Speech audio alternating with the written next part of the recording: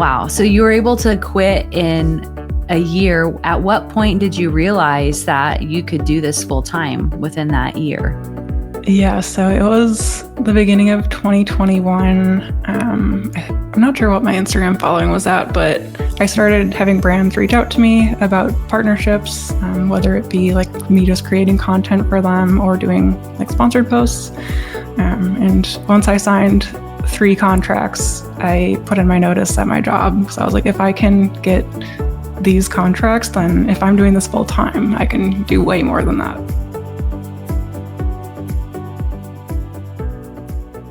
Hey, everybody. Welcome back to another episode of the Pretty Focused podcast. I'm so excited about today's episode because we are talking to Kayla Burton of Food Blog Coaching. So Kayla is a science nerd turned food blogger. I love that. I want more details about that. Mm-hmm. She launched her blog, Broken Oven Baking, in 2020, which I also want to talk about that because that was an interesting time, as we all know. But you didn't have a lot of photography experience or recipe development or SEO or blog experience. So it's like, what was this? This was just like, let's do this. Was it a passion project for you? Let's see what happens. Mm-hmm. I love that. Well, within 2 years, you accumulated a ton of knowledge to be able to land the paid brand partnerships. You were able to grow your blog to 50 monthly sessions. And now while you're continuing to grow your blog, you're actually coming alongside other bloggers, you know, those who are new, those maybe who have a little bit of experience, and you're helping them achieve their dreams as well. And I love that. I love that you learned and that you turned around and like you just reached your hand backwards, like, and brought people along the journey with you. And you're like, hey, I've been there. I know that.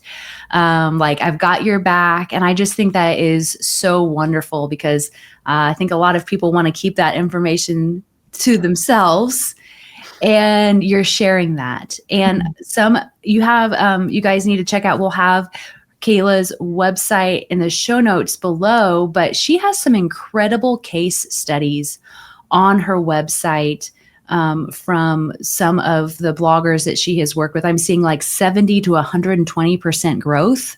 Mm-hmm. I'm seeing like doubled in revenue year from the previous year. Traffic is doubled. I'm seeing some really great things that people have been able to accomplish because of working with you. So I'm really excited to have you on the podcast today and to kind of talk through some of that. Yeah, I'm excited to be here. So that's amazing. Whenever I was like getting ready for this episode, I was looking through your website and it just made my heart so happy. That's the best part of what I do. Yeah. So let's go back. You were a science nerd turned food blogger. Let's go back. Let's go back 2018, 2019. What are you doing? Yeah, so I had graduated from UW-Madison with a biology degree in 2016, and I was working at like pharmaceutical companies and hospitals, stuff like that. Just working like as an assistant scientist, testing different products, also working in clinical trials with like GI cancer patients. So that's kind of where I was at when I started Broken Oven Baking. I just kind of started baking more as like a serious hobby because I needed something to take my mind off of work. Because working with GI cancer patients is really sad. So yeah, I always enjoyed baking growing up with my grandma. And so I decided I'm just going to turn that into my hobby. And so, yeah, in January 2020, that's when I started my baking Instagram account where I was just sharing everything that I baked there.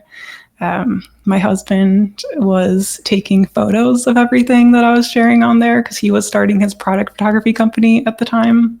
Awesome. Which I eventually learned photography and took over that role. But that's awesome. Yeah.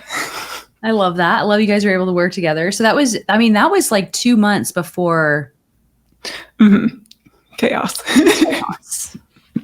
Yeah. It's an interesting time, but it was I guess the silver lining there was I was working remote, so I could spend more time working on like the photography, the baking stuff, and starting my blog. Yeah.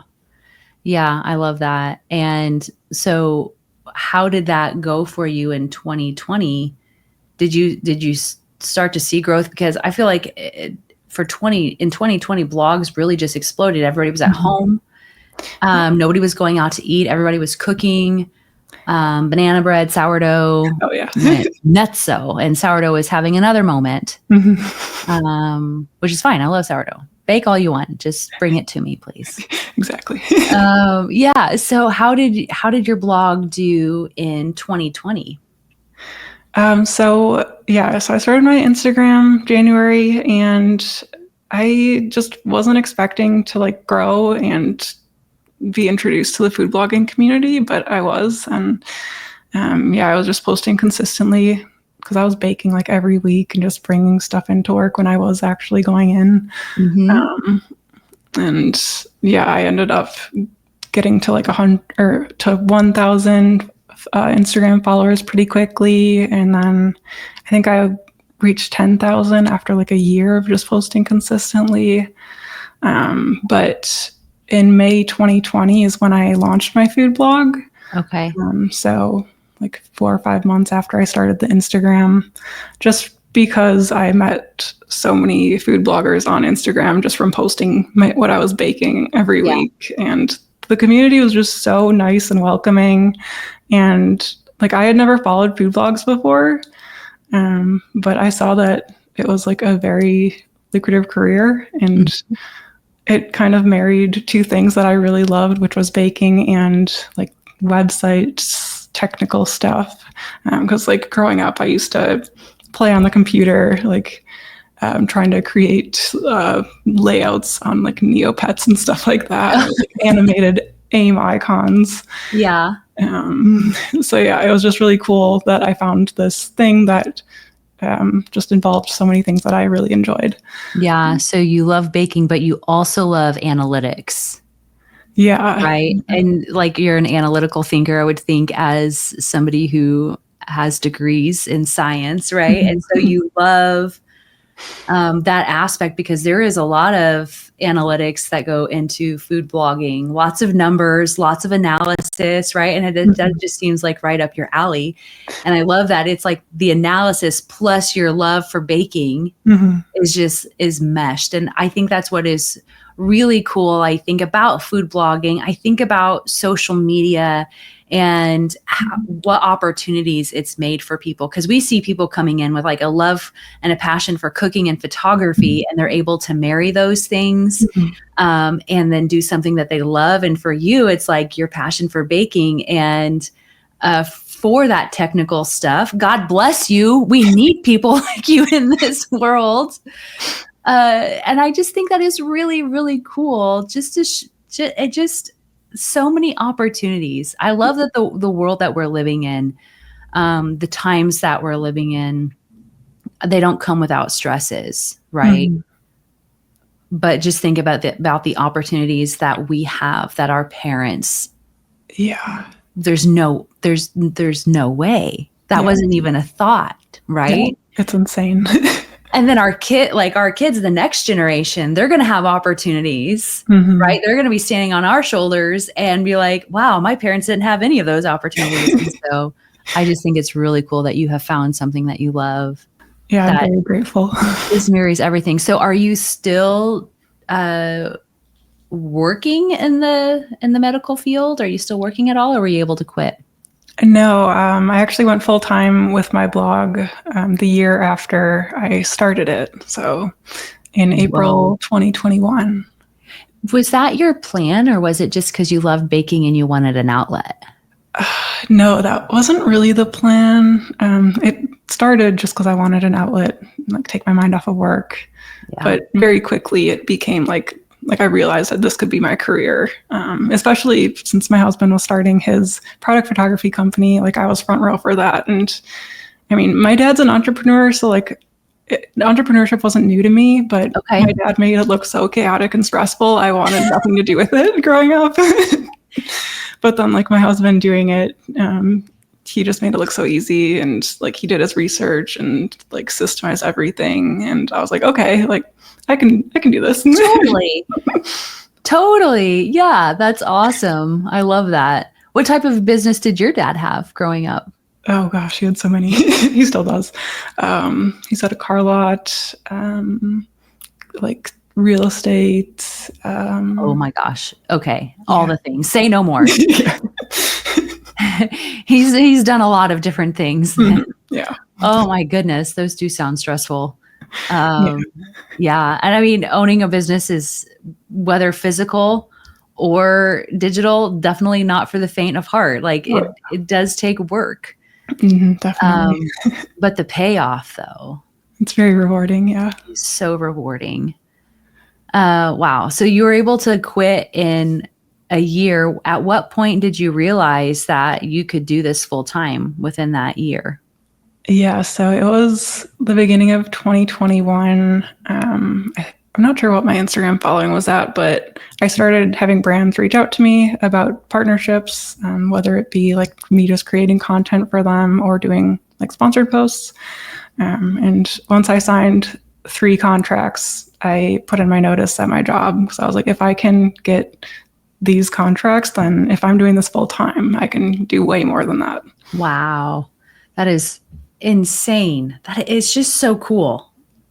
It's so inspiring to hear, to hear all of that. And so I know we have a lot of, we've got, people who are wanting to, get into food blogging, working, as a photographer for bloggers. We have a lot of our grads who are listening, and a lot of our grads are actually starting food blogs themselves. And I love it. Awesome. I love that they have like used this as a springboard. It's like they come in, they learn photography, they're learning SEO. They're like, I might as well start a blog. But there are a lot of like, they've got the photography down for sure. They're so good.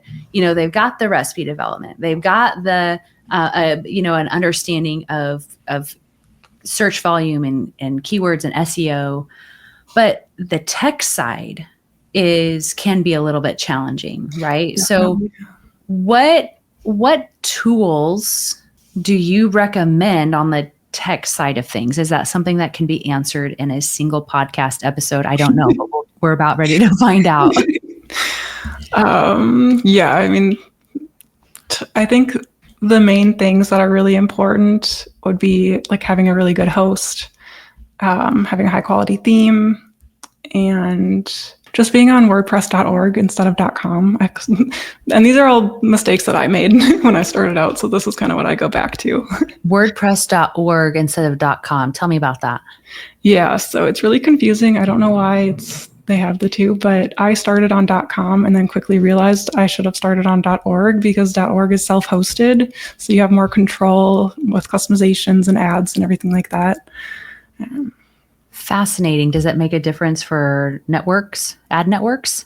Yeah, so that's what you have more control with since it's self-hosted with .org. Yeah. Do they work with people who are on .coms? Or yes, but just no control? I actually don't know the answer to that one. Okay. Yeah. That is so fascinating. So those of you who are on .com, how hard is it to make that change if they're on .com and need to move to .org? I don't think it's too difficult, especially if you have a good host. They should be able to help. Like, if you have Big Scoots, which is who I use, they have like staging sites, and they also can migrate your site from like a .com or Squarespace or something like that over to WordPress.org. Okay, so that's something. Call them up and they'll help you. Now, hosting, I know that this is a big one, and I have heard so many people host through Big Scoots. Have you heard of GoDaddy, and do you know the differences between the two? I haven't used GoDaddy myself. What I started with was Bluehost. Okay. But Big Scoots, you can get on like a managed WordPress plan, which is what I'd recommend. So you kind of, I think Gosh, I'm probably not the best person to explain this because I'm not that technical. Um, but my understanding is that you kind of have your own server rather than sharing with a bunch of other sites, Okay. is what I was doing on Bluehost. Got it. And that's why Bluehost is so much cheaper, which Big Scoots does have a shared plan that is cheaper, but it's usually worth it to get that managed starter plan. Okay. So interesting. All of this. We host through GoDaddy. My husband used to work there years ago. So I'm just wondering, I mean, what I'm trying to absorb all this information. What can I learn to start to apply to my own business? So I love that. So yeah, I mean, it depends on your needs. If GoDaddy is working for you, then stick with it. I know. I don't, we have a small blog and I have no intention on monetizing it. So I'm I'm fine. Yeah, that's totally fine then. I'm okay. Don't change anything if it's not broken, right? Exactly. So all right. So what were the 3 tools you said? Big Scoots, a good theme, and what was an interactive theme? Is that what you said? No. Oh, just a high quality theme that passes Core Web Vitals and everything, and that's easy for you and your users to use. Okay, high quality theme that is user friendly. Mm-hmm. Have you seen blogs that are not user friendly? Yeah, including my own when I started. Really? Why? So tell me about that. How was that? Were you just oh, that looks pretty, and didn't think about big picture or something? Yeah, definitely. Just wanted something pretty and cheap. And so that's kind of how I started mine. And then I realized what Core Web Vitals are and how you should be passing those, and just how it should be really mobile friendly. Yep. Oh yeah. So you said, I'm just thinking it's mobile is such a pain. Cause for us, we have to edit the desktop and then we have to edit. It doesn't, but you said core word vitals. Is that what you said? Core Web Vitals. Core Web Vitals. Okay. All right. So what about your theme in the beginning? Wasn't user friendly? It was just kind of clunky and not easy to navigate, and things kind of shifted around on mobile. It wasn't easy or fast to view. I think that can kind of deter people from using your site, especially when there's so much competition out there. Oh yeah, it's a level of professionalism. You know what I mean? Like you said, there's so many other sites out there that are easier to navigate. And whenever something is not easy to navigate, it's going to appear that you don't know what you're doing. Let's be real. That's what it's going to come across to the user. And they'll be like, what the heck? I can't use this. I'm going to go find somebody else who knows what they're doing. Exactly. I'll go find a cookie recipe somewhere else. Yeah, exactly. Yeah, exactly. And so that's just an easy opportunity right there. Yeah. To make sure that and then Core Web Vitals, tell me about those. Yeah, so there's different metrics that Google kind of looks at to make sure that your site is technically optimized. So just make sure that things are loading fast. They're not shifting around a lot. So if someone were to click on something, they don't end up clicking on something else because it shifted, that, all that kind of stuff. Gosh. And these weren't things that you knew going in. No, not really. How did you figure that out? I just found any kind of food blogging resources, podcasts, just listened, absorbed everything that I could once I realized that these things are a thing and important. Yeah. Oh my goodness gracious. So it took you about a year to get monetized. I would say less than that if you count the Instagram sponsors then, right? Yeah. Or the brands from Instagram, or was that around a year?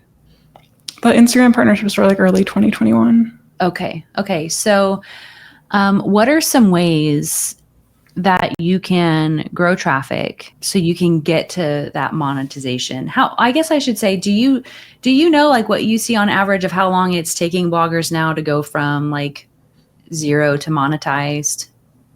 It really depends. Okay. Yeah. It depends on kind of your strategy and how much work you're putting in. And kind of the niche and I feel like it used to be factors. like 2 to 3 years. And now I've seen people do it in like 6 months. Mm-hmm. Yeah, it's possible. Nuts. Yeah. It's not easy, but it's Yeah. possible.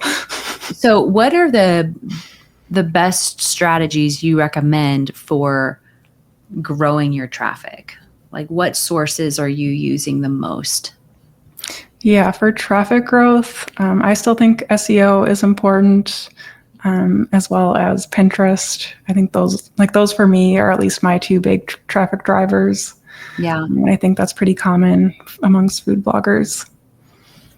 I have heard the same thing countless times. So yes, because Instagram and like Facebook, they can be, I guess Facebook is more so than Instagram because you can put the link in the post, right? Instagram makes it more challenging because you either have to type out the word or, we'd have to go to the bio, click on the link, find the photo that they just posted, and it just made it so complicated. Like Instagram keeps people on the platform.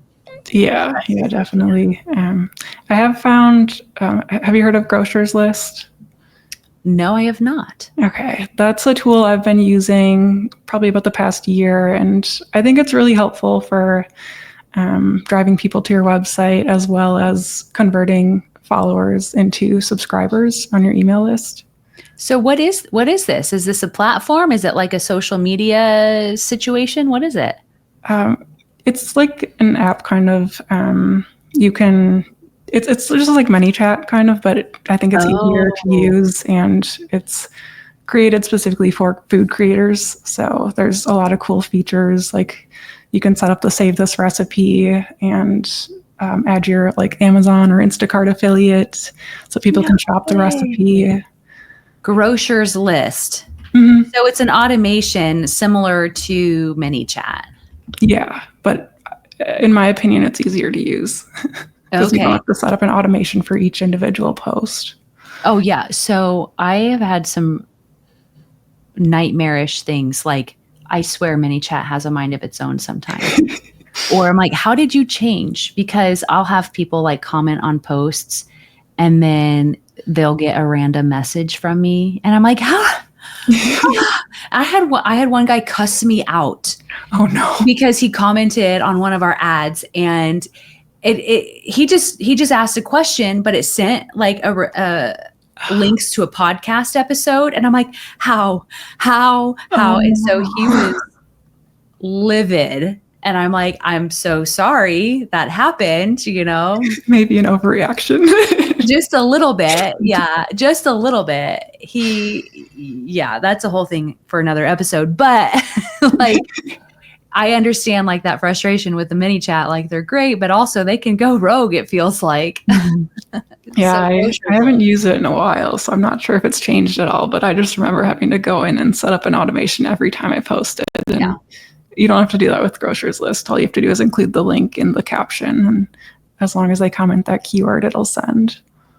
Interesting. So you just put the link in the caption, they put in their keyword, and then it sends them the link automatically. Yep.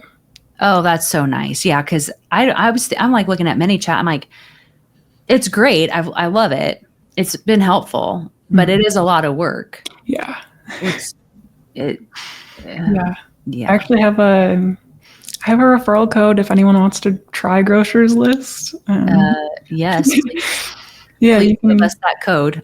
We'll put the code. There's a free version, or there's the paid version, which you could try a month for free with my code FoodBlogCoach.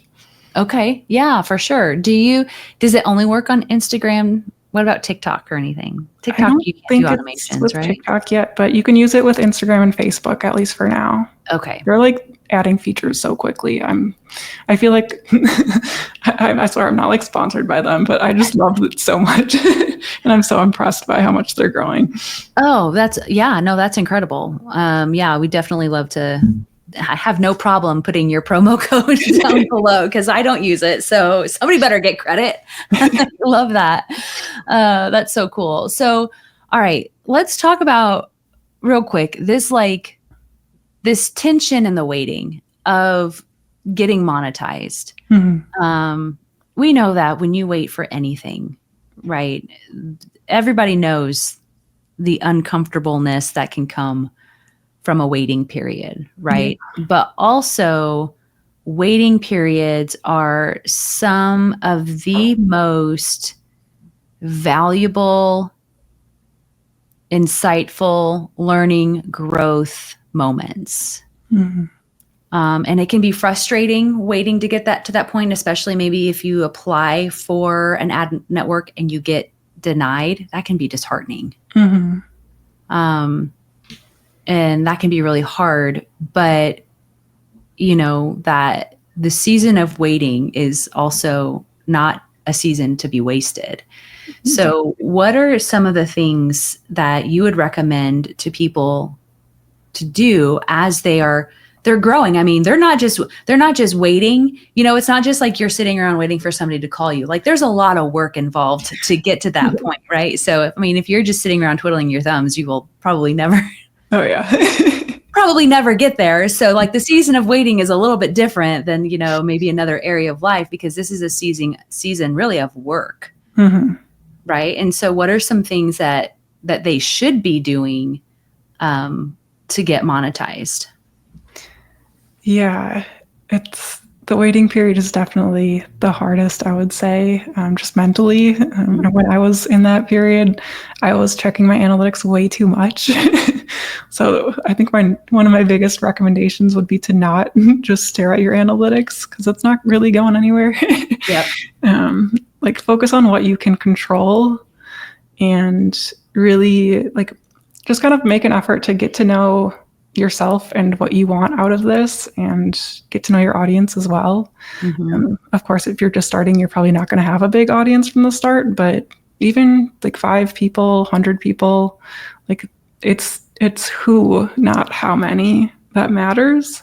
So if you can just connect with those people, especially from the start, like, that will kind of help you find a direction, because you can see, like, these are the people that are gravitating towards me, and these are the problems they have. These are, like, maybe they match my skill sets and I can help solve their problems. And then that way you can find some avenue that you want to go down. There's just, like, a lot of opportunity out there. And I think people kind of get stuck in that waiting headspace where they're like, this is, like, my analytics just aren't going up as fast as I want them to, or maybe they're fluctuating and it just feels kind of hopeless. But yeah, there's just a lot that you can do, and there's a lot more in your control than you think. Yeah. I mean, that's how I feel whenever I look at the scale in the morning. Like, any number can be discouraging, but it's like, no, just, I'm going to focus on how hard I'm going to work, and I'm going to focus on the things that I can control, right? I'm going to focus on my exercise, and I'm going to focus on my eating, and I'm just going to put that emphasis there, right? But I also love that you shared about the who, because I think that, and this is like that comparison game, especially if food bloggers come in, and it can feel highly competitive. It can feel like everybody has got the same recipe. And I encourage photographers like this too, who think that the market is oversaturated and everybody's doing it. And it's like, well, because you have an interest in it, your feed is going to be naturally fuller of that. You have to realize the algorithm plays a part in making it feel that way. But it's not about the what, it is about the who. It's about the people. And I think really right now in our culture and the world that we're living in, mistrust is the default for a lot of people. And so the who, and just focusing on people and making those connections, which can feel a little bit hard in the digital world. Yeah. But I think there's opportunities there to, like, show just, like, some transparency, consistency, and let them see those mistakes, and let them see, like, that real life. 'Cause I'm like, oh, that's somebody that I can follow. Like, she's just like me. Exactly. Like I'm like, I love you and your perfect house and it's so big and it's always so clean, but I'm like, that's not me. Right. And so I have a harder time connecting with that person. Yeah, Right. But there's other people that's why you just got to be transparent and show those things. definitely. That's And I I think think. that's so important, especially nowadays with AI progressing. Like people want to see a real person, like they want that human connection. Yeah, absolutely. They Mhm. really do. Okay. So you work with a lot of food bloggers. What are some things that photographers need to know about working for food bloggers? Yeah, so I think it's important just to just keep in mind that a lot of food bloggers are pretty attached to their work.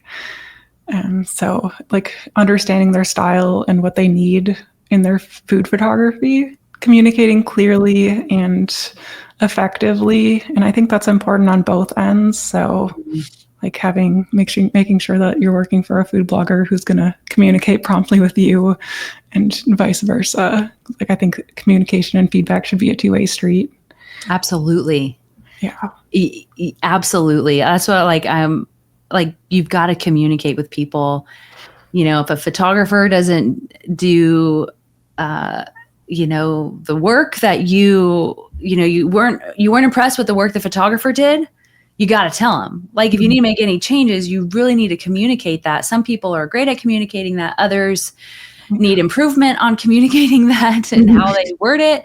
And others just don't communicate at all. They would rather just move on. And I just think, man, how much better it would be if people would communicate clearly with each other, I think. Yeah. And on the same side, like I, tell photographers, if they work with food bloggers, and this happens a lot, and like the recipe that they did for the food blogger gave them the recipe and it doesn't work, you've got to go back to the food blogger and let them know, because they need to know if their recipes, Yeah. if there's an issue with that, because that's your reputation. Yeah, exactly. And so I think that communication, that is like the consistent theme. Anytime I ask a blogger that question, the communication is the theme. Yeah. Yeah, I think like I have a video editor, and I had him do like an actual video for me, like record it. Usually I do the footage and then he just edits it. But one time I had him do the videos and edit and everything, and it wasn't quite what I was expecting. And we had laid out kind of details before he got started. So then when I actually got the footage back, it was really hard to have that conversation, like really uncomfortable. But we had been working together for about a year, and he was just like super nice, like accepting of the feedback. And I made sure to start off by saying what he did really well with that before I jumped into what could have been improved. And I also like reciprocated, like, is there any feedback that you have for me and how I communicated? Like, did I miss the mark here? Like, it's not always the photographer's fault or the blogger's fault. Like, It takes a big person to admit that, though. You know what I mean? To put that question out there. Was there anything that I could have done better to communicate this to you? I think that's incredible. Yeah, I think that's really important, especially like with deadlines or props, like anything like that. If they're doing it and you didn't communicate that properly to them, then that's on you. Yeah. Especially when things, do you like talk to them like over Zoom, or is it all just written? It's usually written. Yeah.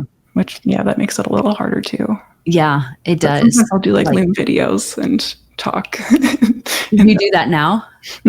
Yeah, it makes a world of difference, doesn't it? When you can see faces, you can see the facial expressions. Yeah, it's like, I'm not mad.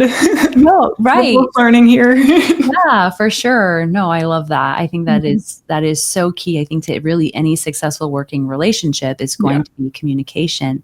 And you really can't be afraid of the hard conversations, because that's where I think you show people that you care. Like, you care about him and you care about your working relationship. You give feedback to the people that you care about. Like, if you didn't care about him, you know what I mean? That shows that you wouldn't. And I think I've worked with hundreds of photographers at this point, and they would all say they would rather know. Yeah. Not one person says, don't tell me how I can improve, and so everybody wants to know. Yeah. Yeah. So, So I think those are important, and like delivering everything on time, just following through on the promises you make, really. Yeah, absolutely. Absolutely. I think that's so great. So do you have any, as we wrap up, first of all, I want to let you guys know if you how can they connect with you on your website or Instagram? Tell our listeners how they can connect with you. Yeah, you can find me on Instagram at Food Blog Coach. Send me a DM, say hi. I love to connect with everybody in our industry. And I'm also, if you want to follow along with my baking blog, I'm on Instagram at Broken Oven Baking. And yeah, I've got the resources for food blogging on my website, foodblogcoaching.com. There's a toolkit page there that has like all of my top food blogging recommendations, and a few other resources and things there. Info about my group coaching program. You have a lot of really great resources. So you guys make sure that you check her out. Again, we'll have the links in the show notes.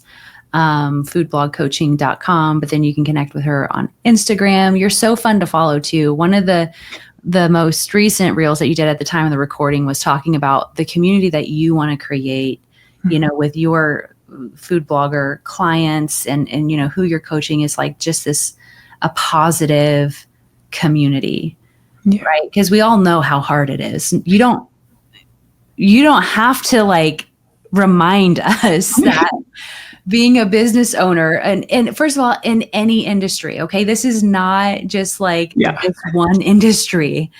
It is every industry. Being a business owner is hard, especially in the last couple of years. It's been challenging for everybody in a lot of different areas. And so I love that you were just like, I want to create a positive community where we can come together and we can learn and we can grow. And, you can be real, you can have those real conversations, right? But you can still talk about it like constructively. Yeah.